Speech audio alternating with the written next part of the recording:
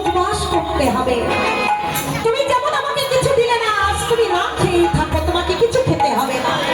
থাকো তুমি না খেয়ে, আমিও কিছু খাবো না, তুমিও কিছু খাবে না।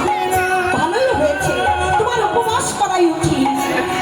এই বলে ঘরে এসে বসেছে। সুশীলা দেবী স্বামীর আশা দেখে তাড়াতাড়ি করে কাছে ছুটে গেছে। কাছে গিয়ে বলছে, ওগো তুমি তো নগরে গিয়েছিলে, বলো না কি পেয়েছো? তাও আমি রংধনে করে প্রভুর জন্য সেবা সাজিয়ে দিয়েছি। প্রভুর সেবার সময় হয়েছে যে, দাও না কি পেয়েছো, দাও আসলা ঝোলা।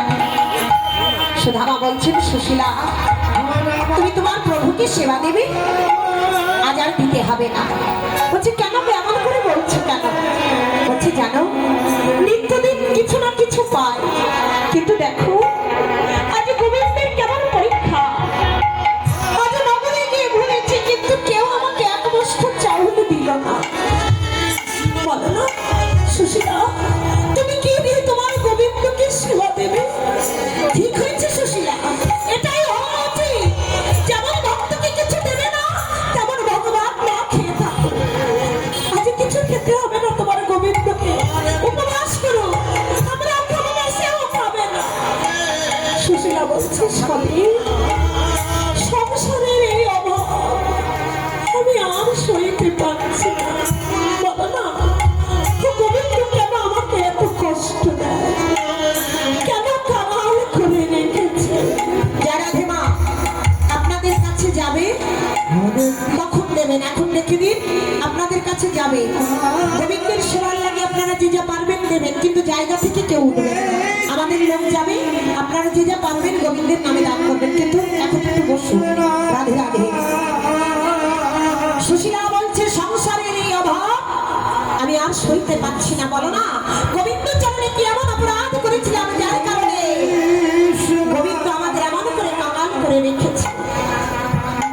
আমরা তো গোবিন্দকে ভালোবাসি, বলো নিত্যদিন তার চরণে সেবা করি, ভোগ দিতে ভুল করি না, গোবিন্দকে কামাল করেছে।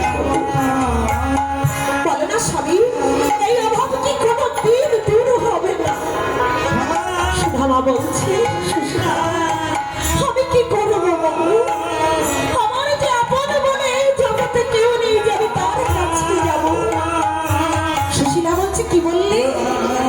আমি তো শুনেছি তোমার একজন বন্ধু আছে, যিনি দ্বারকার রাজা, যার কোনো কিছুর অভাব নেই। স্বামী গো, সে তো তোমাকে বড় ভালোবাসে, তুমিও তাকে ভালোবাসো। যাও না একটিবার দ্বারকায় গিয়ে গোবিন্দকে গিয়ে বলো তোমার সংসারের কথা।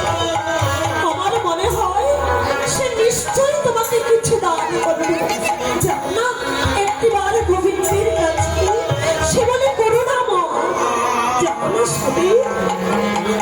সুধামা বলছে, সুশীলা এ তুমি কি বললে? আমি যাব গোবিন্দের কাছে? না না, আমাকে তুমি যেতে বলো না। কেন জানো? আমি যে প্রতিজ্ঞা করেছিলাম আমার সংসারে যত অভাব যত কষ্ট হোক, আমি গোবিন্দের কাছে কোনো দিন কিছু হাত পেতে চাইব না। সুশীলা তুমি আমায় যেতে বলো না, আমি পারবো না তার কাছে যেতে। সুশীলা বললে, স্বামী তোমাকে চাইতে হবে না, আমি শুনেছি তুমি তাকে বড় ভালোবাসো। আচ্ছা তুমি বলো না, তোমার কি মন চাই না একটিবার কৃষ্ণকে নয়ন ভরে দেখি? কি গো, চাই না তোমার প্রাণ যে গোবিন্দকে গিয়ে ছুটে জড়িয়ে ধরি? সুধামা বললেন, জানো সুশীলা সময় সময় মনে হয় কৃষ্ণকে গিয়ে জড়িয়ে ধরে বক্ষমা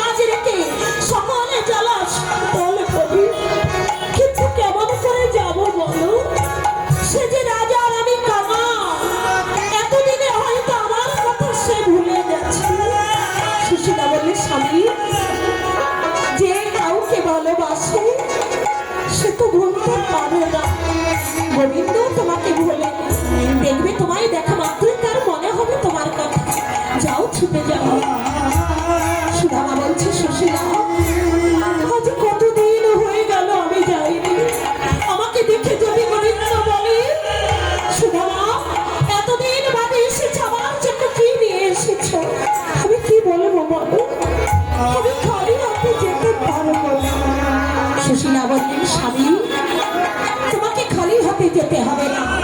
দাও ওই আচলা ধুলাটি, আমি দেখি তোমার গোবিন্দের জন্য কিছু করতে পারিনি না। দাও, তুমি তো নিত্যদিন ভিক্ষা করো, আজ আমি প্রভুর জন্য ভিক্ষা করব, দেখি আমি প্রভুর লাগি কি করতে পারি। দাও। সুদামা বলে তুমি কি করবে? বলে দাও না আমাকে আচলা ধুলাটি, আমি কিছু করছি। তাই সুশীলা স্বামীর কাছ থেকে আজ আচলা ধোলা নিয়ে তিনি মনস্থির করলেন নগরে গিয়ে ভিক্ষা করে আজ গোবিন্দের জন্য সকল কিছু জোগাড় করবে। হরিবল।